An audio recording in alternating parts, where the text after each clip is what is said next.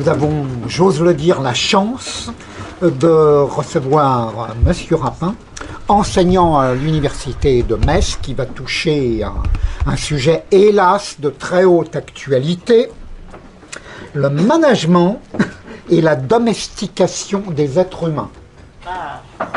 Vous voyez ce que je veux dire? Je suppose tout au moins, c'est effectivement très très chaud, et donc je lui laisse la parole et nous verrons ce que donnera la confrontation, je m'excuse si je choque sa modestie, de la philosophie à ce sujet. La parole est à Monsieur Rapin. Merci pour cette introduction, merci pour cette invitation. Donc le thème que je me propose de traiter devant vous en une petite heure, parce qu'on m'a fait signe qu'il fallait plutôt se diriger vers les 50 minutes, est donc celui du management et de la domestication de l'homme. On ne laisse guère depuis 30 à 40 ans, depuis les années 80, de parler de management, gestion, coaching, accompagnement, motivation, performance.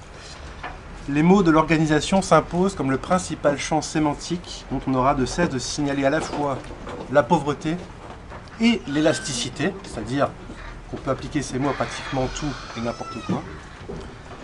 Donc ce champ sémantique que l'homme contemporain déploie pour dire le monde et l'amener à la présence. De telle sorte qu'on puisse nier que le triomphe d'un projet dont Taylor annonçait dès 1911 dans ses principes de management scientifique qu'il pouvait s'appliquer à tous les types d'activités humaines. À l'époque, on peut observer, par exemple, des études montrant de quelle façon il était plus performant pour une ménagère de servir le café, à une main ou à deux mains. Ce qui rejoignait tout à fait les études sur les gestes de l'ouvrier dans l'usine. Ouais, donc appliquer ça à tout type d'activité humaine. Il nous faut prendre deux précautions avant d'entrer dans le vif du sujet et d'aborder la question de la domestication, non plus de l'être comme chez Peter Sloterdijk, mais de l'homme. Quelles sont ces deux précautions? Il s'avère expédient d'une part de préciser la phénoménologie du management, c'est-à-dire la façon dont il nous apparaît, afin de prendre compte de sa massivité et de le considérer avec toute l'attention qu'il se doit, et d'autre part de donner quelques éléments définitoires, de définition, car la langue courante, la doxa, disait Platon, ne permet guère d'accéder à l'intelligibilité d'un tel phénomène. Soyons en premier lieu factuels. 18,4% des étudiants français, et l'ordre de grandeur est semblable pour les étudiants occidentaux, sont inscrits dans un cursus de management. Ce qui ne prend pas en compte les études de psychologie, notamment de psychologie du travail, de sociologie, notamment de sociologie du travail, ou encore d'ingénierie. On dispense beaucoup de cours de management dans les écoles d'ingénieurs, qui intègrent soit à petite dose, soit massivement des enseignements de management. À vue d'œil, si on cumule tout cela, on arrive à plus d'un étudiant sur 5 qui apprend le management à l'université ou dans les grandes écoles. En d'autres termes, les pays développés forment un étudiant sur 5 à devenir manager, avec toutes les disciplines que ce terme peut recouvrir: management stratégique, contrôle de gestion, système d'information, logistique, management de la qualité, marketing, management des ressources humaines, etc. Soyons en second lieu phénoménologues et observons le récit d'une vie contemporaine. Naissance dans une maternité, crèche ou assistance maternelle agréée par la PMI, école maternelle et primaire, collège, lycée, université ou grande école, travail ou prise en charge par Pôle emploi, loisirs, vacances, association de jeunes retraités, maison de repos, hôpital, cimetière. Nous nous trouvons tout au long de notre vie en prise avec les organisations, de façon directe ou indirecte, et je pense pouvoir affirmer que le trait de notre époque est celui d'être d'un monde d'organisation, étant entendu que l'organisation que je définis ici comme une activité collective finalisée est précisément le lieu de déploiement du management. Par voie de conséquence, je dirais, pour passer du registre phénoménologique à la conceptualisation métaphysique, que nous sommes devenus des êtres jetés dans les organisations, dès la maternité, ou encore que l'organisation est devenue le site de déploiement de l'être à l'époque de la planétarisation. C'est-à-dire que l'être se donne à voir à travers les organisations. Plus prosaïquement, le management engage la condition humaine et le statut du monde, c'est dire s'il faut le prendre au sérieux. Venons-en à notre seconde précaution. Lieu commun, le management fait souvent l'objet d'une économie de réflexion. Devenu naturel et comme consubstantiel à l'homme contemporain, il va de soi et ne requiert pas d'effort d'intelligibilité particulier. Aussi, les managers et les enseignants-chercheurs se contentent-ils soit de banalité, soit de recherche technicienne et utilitariste. Mais peu de personnes se penchent sur les textes fondateurs afin de donner à voir le projet tout à fait spécifique et cohérent qu'est le management. C'est-à-dire la vision du monde dans laquelle nous sommes anthropologiquement plongés aujourd'hui. Retenons les points suivants, les 5 points suivants. Premièrement, le management est un ensemble de connaissances scientifiques qui s'est constitué pendant la révolution industrielle. Les diplômes et les concours, les unités de formation et les laboratoires de recherche témoignent de cette scientificité du management. Deuxièmement, plus qu'une science, le management est une technoscience. Il a été fondé par des ingénieurs pour des ingénieurs. Si je peux citer 3 noms qui correspondent à 3 périodes successives. Charles Babbage pour le début du 19e siècle, la première partie du 19e siècle. Taylor pour la charnière du 19e et du 20e siècle. Et Herbert Simon pour la seconde partie du 20e siècle. J'y reviendrai après. Une fois l'homme décomposé et désarticulé par le matérialisme des Lumières, ces ingénieurs tentèrent de rationaliser le fonctionnement des machines et de l'organisation du travail en y amplifiant les caractéristiques de la mécanique humaine. Alors, ce qu'il faut noter, mais je n'y reviendrai pas, c'est que généralement on dit que la machine a servi de modèle à l'homme, c'est l'inverse, c'est parce qu'on a pu décomposer l'homme par la philosophie matérialiste qu'on a pu mettre en place effectivement l'extension de la machine, etc. Troisièmement, la finalité de cette technoscience, qui est donc le management, est le gouvernement des hommes dans les ateliers et les bureaux, bref, en situation de travail. Tout comme les machines, l'efficacité ou le rendement d'un travailleur correspond au minimum de pertes enregistrées entre l'énergie investie et le résultat obtenu. Ce qui s'appelle conservation de l'énergie en thermodynamique devient contrôle en management. Quatrièmement, ce projet de gouvernement politique, en ce qu'il organise la vie d'une communauté, se distingue à la fois du libéralisme et du socialisme, car il rejette l'individualisme du premier et la conflictualité du second. Conflictualité, je fais référence à la lutte des classes. Le management aspire à la coopération, à l'harmonie, il est profondément pacifiste, son nom s'appelle gouvernance ou encore ordre mondial, parce qu'on prend en vue non plus une organisation en particulier, mais la planète de façon plus générale. Cinquième et dernier point. En dernier ressort, le management s'appuie sur l'amitié, dont Taylor fait le fondement de sa démarche scientifique. Ça, c'est très étonnant. Mais il s'agit plus précisément d'une sécularisation du messianisme des Quakers, puisque Taylor appartenait à la société religieuse des Amis. Ce messianisme rejette à la fois l'autorité de l'Église et celle de l'Écriture, au nom de l'immédiateté de la fraternité et du partage de l'illumination intérieure. Donc on a, je clôt ce dernier point, je reviendrai peut-être dans la discussion, dans le management, une sécularisation d'une hérésie chrétienne qui était la religion des Quakers. En synthèse de ces 5 caractéristiques que je viens de passer en revue, on peut affirmer que le management correspond ni plus ni moins à l'utopie du projet de la société industrielle, puis post-industrielle. À ce dessin d'un monde parfaitement et intégralement régi par des mécanismes d'ajustement permanents qui sont source d'efficacité et de paix, de performance et de concorde. Voici pourquoi, soit dit au passage, la mode actuelle des Chief Happiness Officers, qu'on traduit par responsable du bonheur, n'est en rien un accident de l'histoire, mais bien plutôt l'expression même de l'essence du management. Cette définition du management n'est pas sans poser un certain nombre de questions qui petit à petit nous orientent sur le chemin de notre préoccupation première, à savoir le thème de la domestication de l'homme. La première question est la suivante. Comment transforme-t-on un paysan ou un artisan en ouvrier spécialisé? La seconde est la suivante. Comment fait-on aimer un travail aliéné à ce nouvel homme? Voici enfin la dernière. Comment étend-on cette logique de l'usine à toute forme d'organisation, y compris entre autres la famille, l'école et l'hôpital? Il se joue derrière ces interrogations, vous le comprenez dès maintenant, rien de moins qu'une opération de démiurgie qui vise à abattre les aspérités de l'histoire et la consistance de la tradition, c'est-à-dire le vieux fond tragique de la condition humaine considérée en sa finitude, en vue de l'édification d'un monde efficient et heureux, en vue d'une société parfaite. Commençons par le début et observons la privation qui constitue le socle sur lequel l'édifice de la révolution industrielle se bâtit. Cette privation est une amputation, et plus précisément une amputation de la main. On dira encore que la société industrielle est une société de l'émancipation, car elle ôte le travail de la main du travailleur. Emancipare provient en effet de l'expression ex manu capere, retirer des mains. Mais pourquoi donc vous parlez de la main? Je lis ici un passage d'Heidegger. Un apprenti menuisier, par exemple, quelqu'un qui apprend à faire des coffres et choses semblables, ne s'exerce pas seulement dans cet apprentissage à manier avec habileté les outils.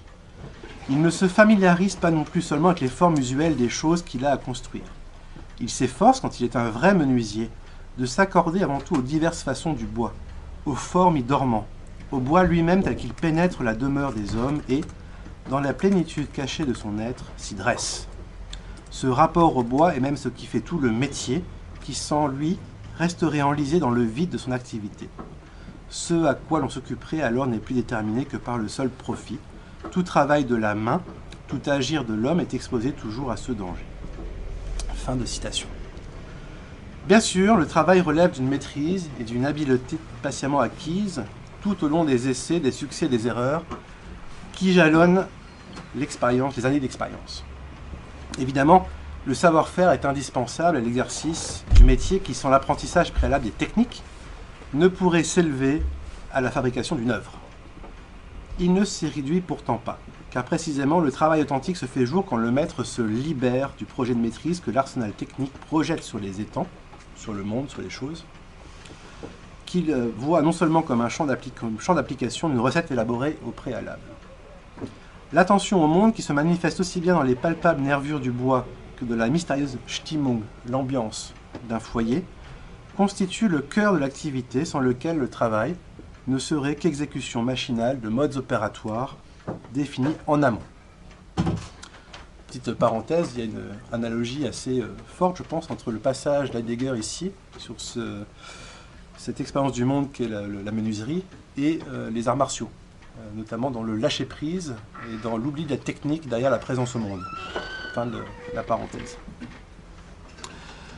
Ainsi, loin de se réduire à la préhension ou à la force motrice, la main est également ouvrage, mais encore salut, offrande, dissimulation, étreinte, caresse, coup, remerciement, pacte, serment, prière, rituel, meurtre.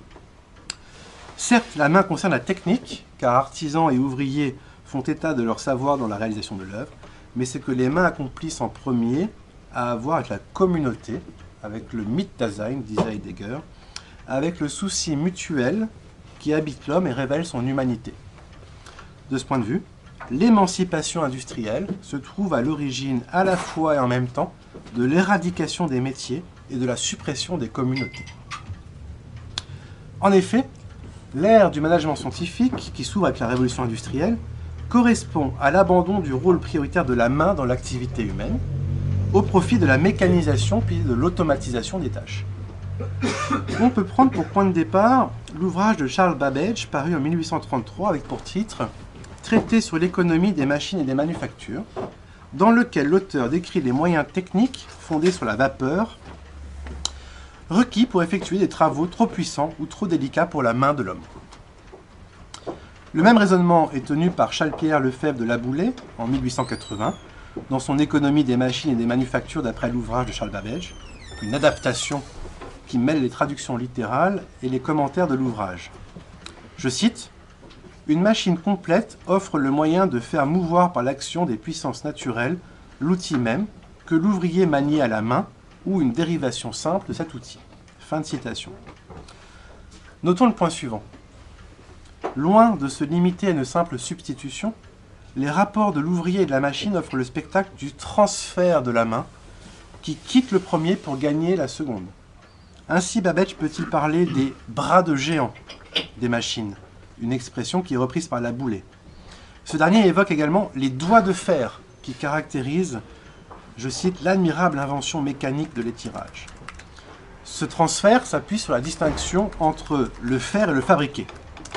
Car si les mains de l'ouvrier et de l'artisan sont capables de la première opération, faire quelque chose, elles sont bien trop menues et maladroites pour assumer un processus de massification de la production. En 1859, Louis Ribot se trouve mandaté par l'Académie des sciences morales et politiques pour enquêter sur le régime des manufactures de soie. Il voit sous ses yeux se transformer l'industrie continentale qui prend modèle sur son homologue britannique. Je cite, « Il se passe quelque chose d'analogue à ce qui s'est passé en Angleterre vers la fin du siècle dernier pour les laines et les cotons, quand les métiers mécaniques se substituèrent aux métiers à bras. » Il ajoute, après ce constat, une remarque ironique et de mauvais goût, qui possède toutefois le mérite de pointer l'ancienne importance de la main. Je cite, « On peut dire de l'ancien procédé qu'il mourut les armes à la main. » Fin de citation. Humour du 19e siècle.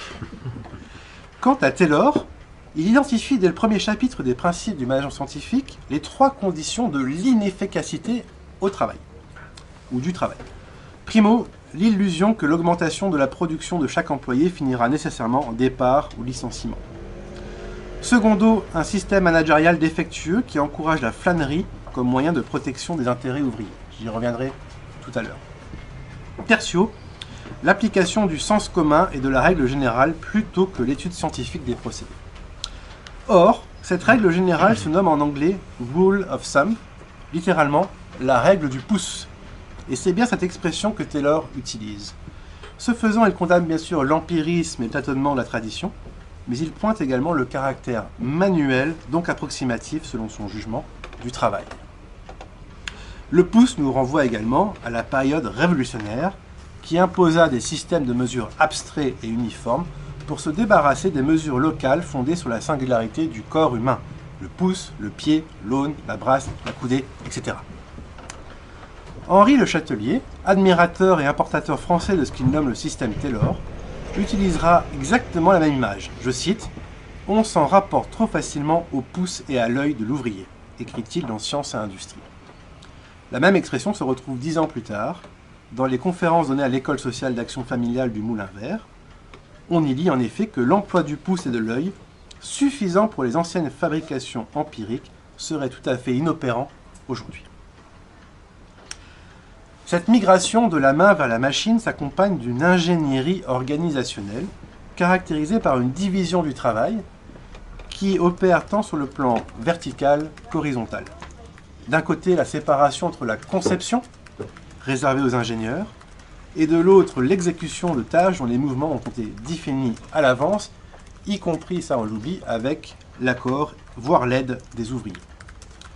Or, une telle dépossession et une telle fragmentation du travail ne pouvaient évidemment pas aller de soi. On ne transforme pas un paysan en ouvrier de la même manière que l'on déplace un bibelot sur le buffet du salon.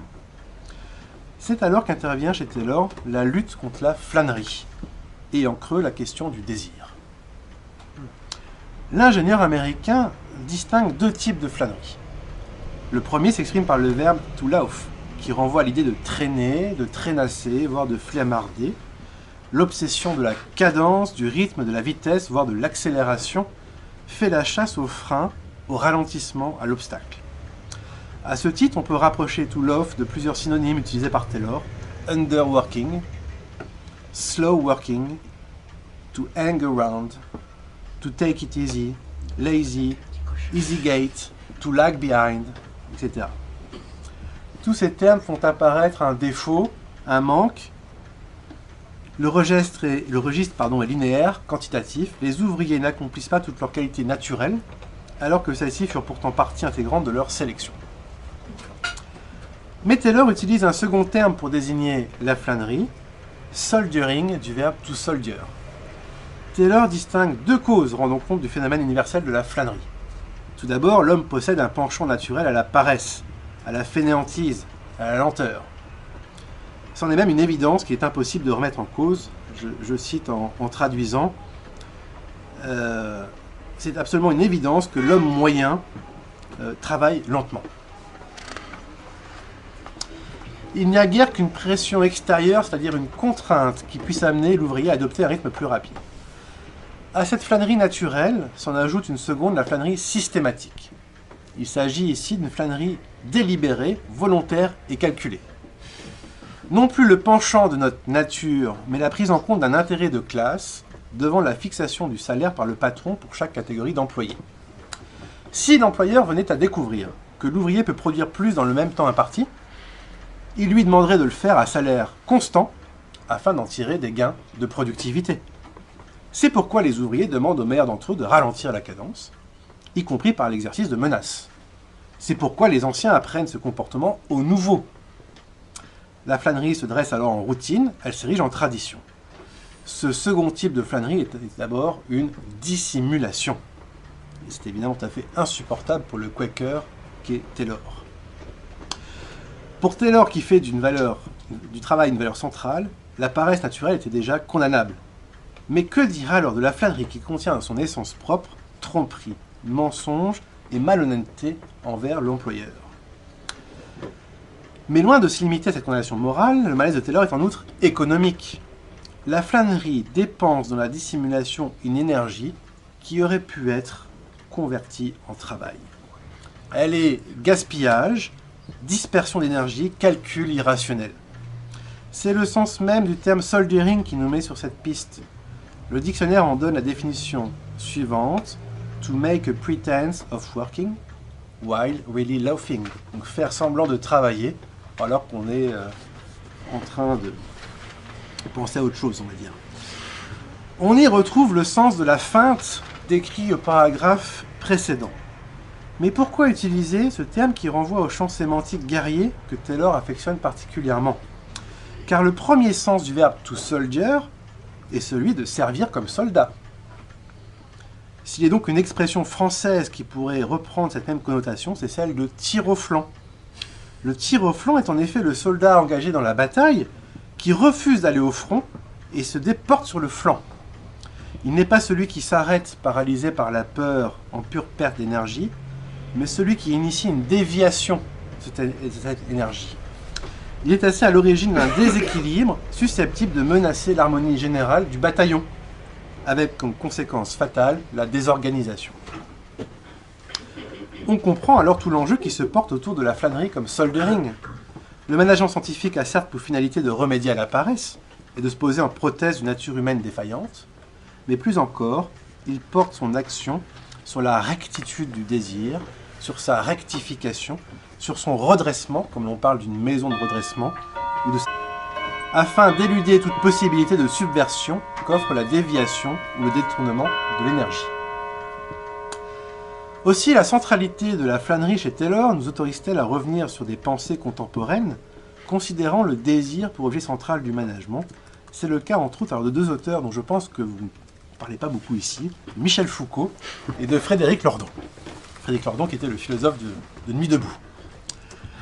Dans son cours de 72-73 au Collège de France, qui s'appelle La société punitive, que l'on suppose être préparatoire à son livre plus célèbre qui s'appelle Surveiller et punir, Foucault part du postulat suivant, je cite, « Le temps et la vie de l'homme ne sont pas par nature travail, ils sont plaisir, discontinuité, fête, repos, besoin, instant, hasard, violence, etc. » Fin de citation. La vie est expression luxuriante et désordonnée du désir, anarchie des affects, d'où le rôle du management énoncé dès la phrase suivante chez Foucault, je cite, « Or, c'est toute cette énergie explosive qu'il faut transformer en une force de travail continue et continuellement offerte sur le marché. » Fin de citation.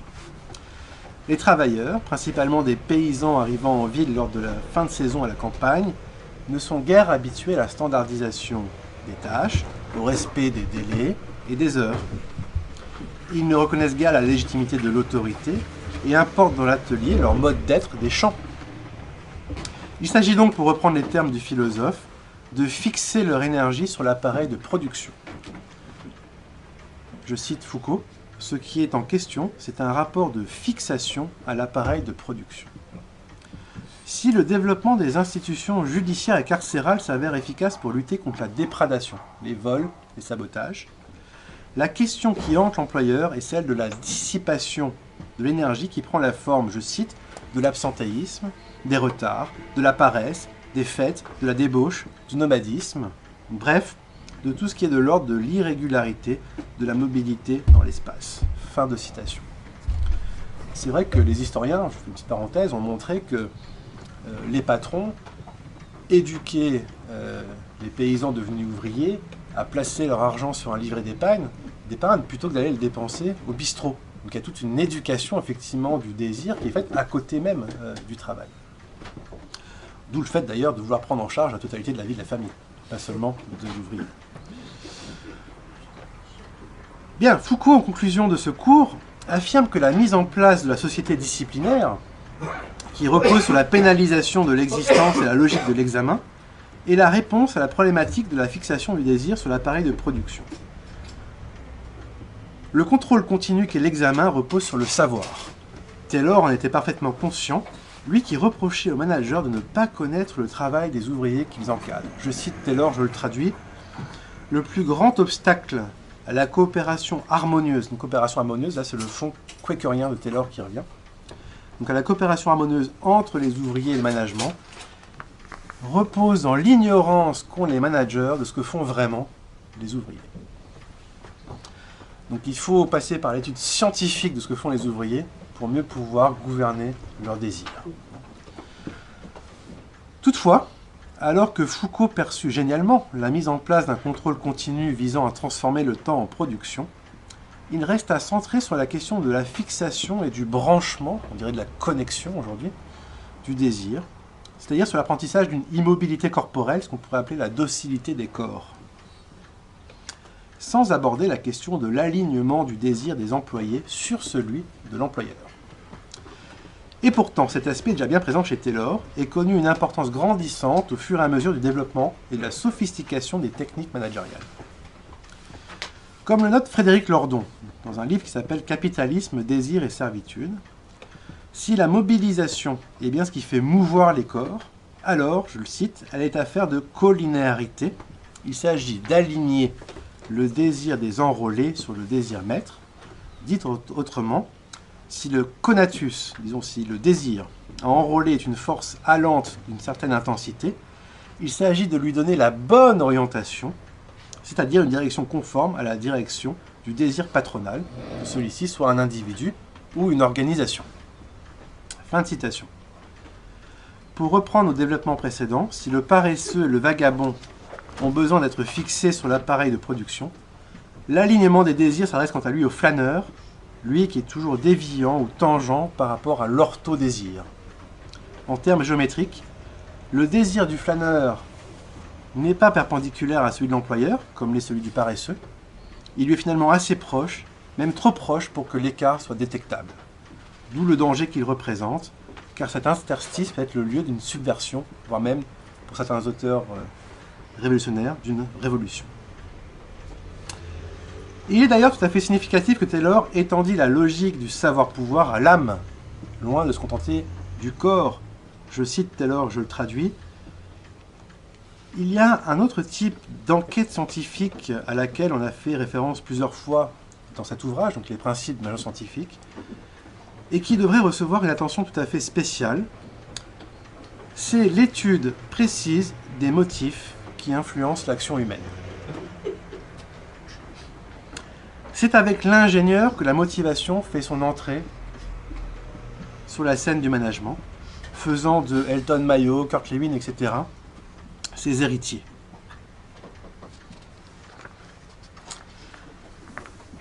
Alors, l'alignement du désir se produit chez Taylor dans la corrélation qui est instituée entre la cadence et le salaire,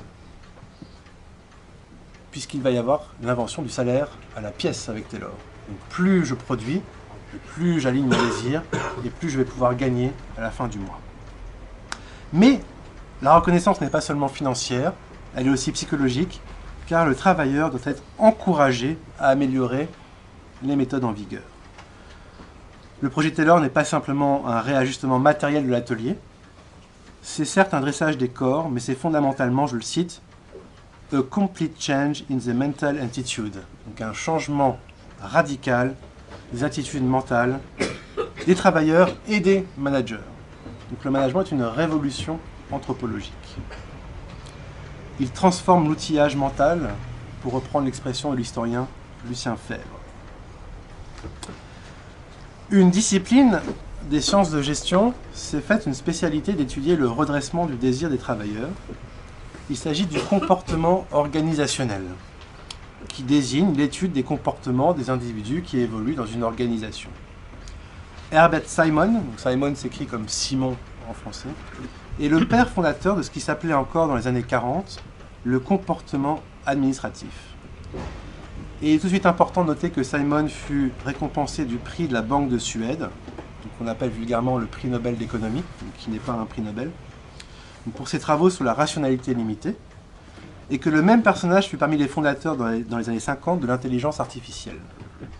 Comment rendre compte de l'unité de la pensée d'un auteur en embrassant ces trois dimensions, le comportement organisationnel, la rationalité limitée et l'intelligence artificielle.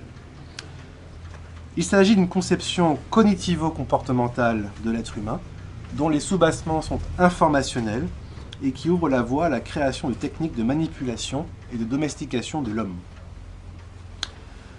Détaillons tout d'abord les principes avant d'en venir à leur déclinaison opérationnelle. Rationalité limitée. Cela signifie que nos capacités cognitives ne nous permettent pas de récolter toute l'information présente dans l'environnement. On parle d'informations imparfaites ou encore d'informations asymétriques. Et que quand bien même nous y parviendrions, nous ne serions pas en mesure de la traiter pour rendre une décision optimale. On comprend que Simon s'oppose ici aux économistes néoclassiques. Mais l'on saisit également que l'intelligence artificielle a précisément pour rôle de venir combler cette lacune cognitive, d'une part en installant des capteurs artificiels qui pallient les limites de nos sens, d'autre part en créant des algorithmes capables de traiter l'information récoltée de telle façon qu'un cerveau humain ne pourrait le faire. Donc là, je n'explore pas cette branche, mais on a là la naissance du raisonnement conduisant au transhumanisme. Mais qu'en est-il du comportement administratif, rebaptisé plus tard comportement organisationnel? Eh bien, le raisonnement demeure strictement identique, alors que l'intelligence artificielle joue le rôle d'une prothèse extérieure, quand bien même elle se glisserait aujourd'hui sous notre peau. Le comportement organisationnel, quant à lui, étudie les différentes formes de prothèses internes, à savoir l'intériorisation des buts organisationnels par l'individu. En effet, une plus grande efficacité de décision est atteinte, eu égard à la performance de l'organisation, quand le salarié a internalisé les buts et les normes de cette même organisation. Ce phénomène, Herbert Simon le nomme lui-même docilité, qu'il définit comme, je cite, « la tendance à se conduire d'une façon qui est approuvée socialement et à réfréner les conduites qui vont dans un sens qui est approuvé ». Alors la docilité se nomme aujourd'hui, en langage technique et universitaire, implication organisationnelle, engagement organisationnel, citoyenneté organisationnelle, attachement organisationnel, etc. Et chez les consultants et les managers, savoir-être, agilité, mobilisation. Mais Simon s'inscrit dans une anthropologie plus générale qui fait suite au tournant cybernétique. De 1946 à 1953 se réunirent, sous l'égide de la fondation Macy, des scientifiques d'horizons divers. Je cite au passage Norbert Wiener pour les mathématiques, Warren McCulloch pour la neurobiologie, John von Neumann qui était mathématicien et informaticien, Gregory Bateson qui était anthropologue, Kurt Lewin sociologue, Heinrich von Foster lui était en biologie, etc. Ces scientifiques étaient en quête d'un fondement commun aux sciences naturelles et aux sciences humaines. Ce fondement n'est autre que l'information, conçue d'un point de vue logique, qui permet de placer sur un pied d'égalité épistémologique et ontologique l'ordinateur et l'être humain, l'artificiel et le vivant, puisque l'un et l'autre sont des machines à traiter de l'information. Dans tous les cas, des protocoles de raisonnement que l'on nomme programmes ou encore algorithmes permettent de traiter l'information issue de l'environnement.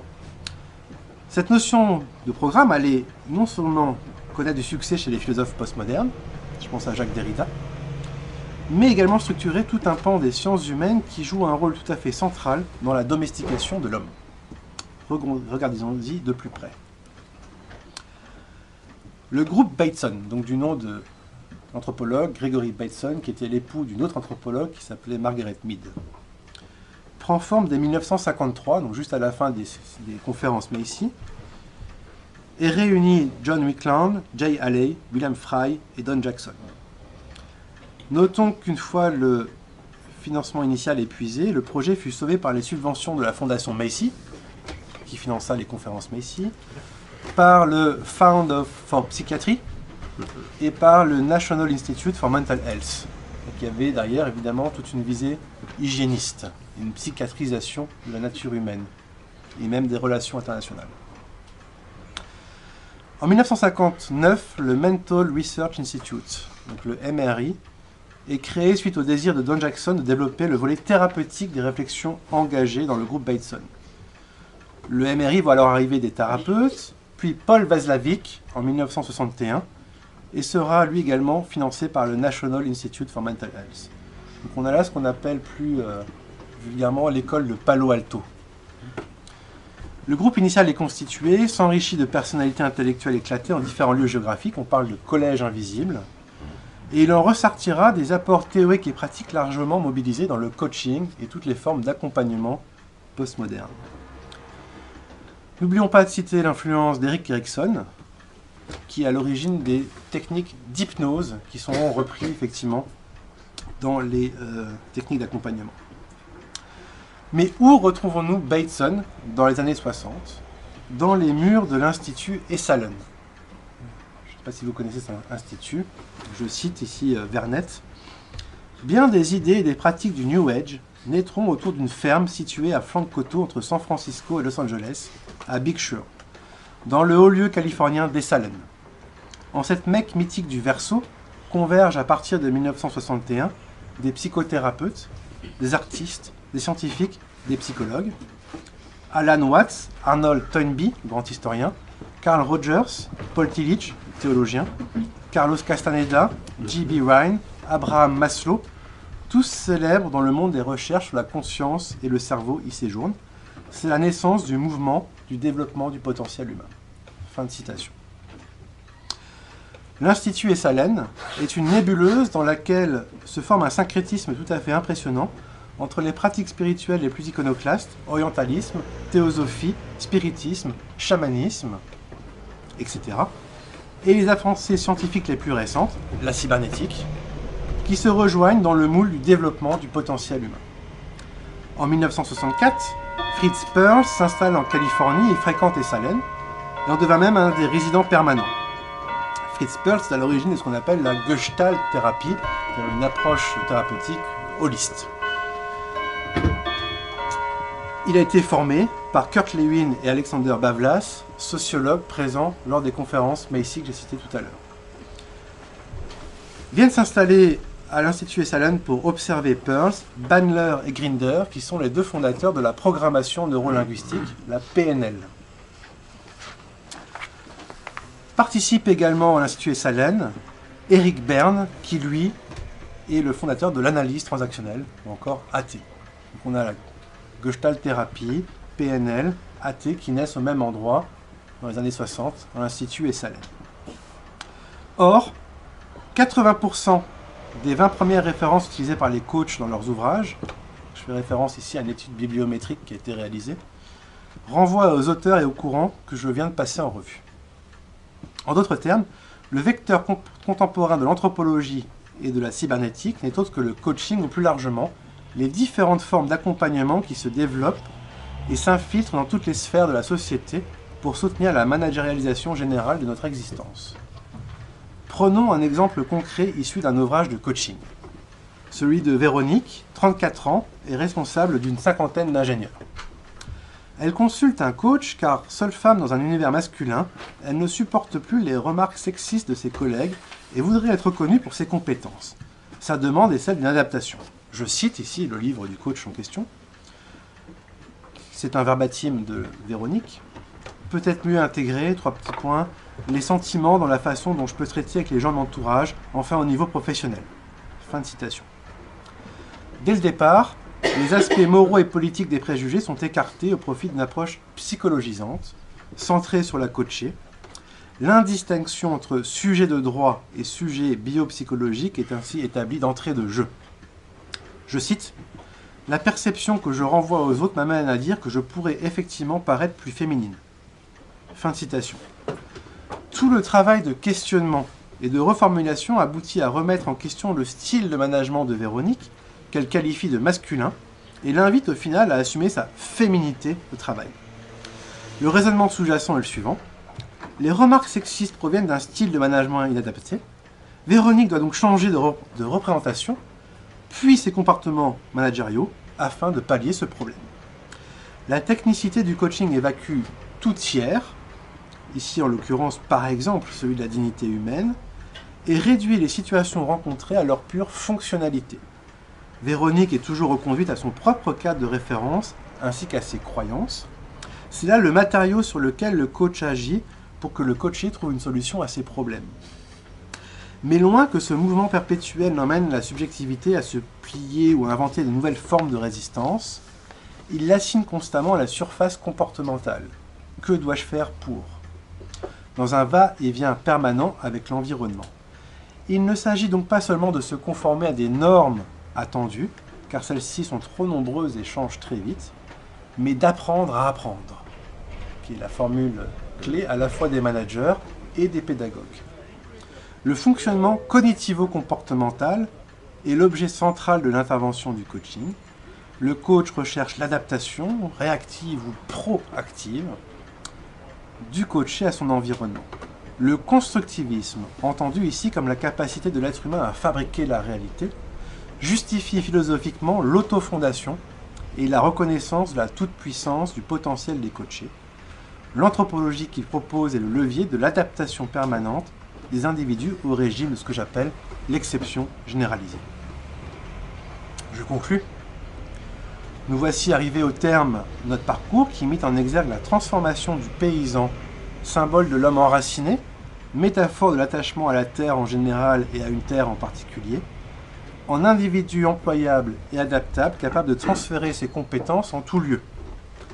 À la managérialisation de l'existence correspond ainsi un nomadisme généralisé, mais en outre une domestication d'ensemble. Que cela peut-il au fond signifier ? Domestication provient du latin domus, qui donna également domicile ou domaine, et qui signifie construction en général et maison en particulier. On pourrait en faire une traduction possible de l'oikos des Grecs, et envisager un rapprochement avec la loi de l'oikos, l'économie. Ainsi, la domestication de nos vies, qui passe aujourd'hui par le réductionnisme cognitivo-comportemental issu de la cybernétique, nous enferme dans le domaine privé et bannit la sphère publique, c'est-à-dire la possibilité de la décision politique. Ce qui se joue dans le management en dernier ressort, c'est le refus de toutes les médiations au nom d'un fonctionnalisme autoréférent. Ce sont alors toutes les institutions qui, devenant des organisations, perdent leur nature institutionnelle et ne forment plus le monde au sein duquel une histoire humaine pourrait se dérouler. Je vous remercie. C'est la fin de la conférence.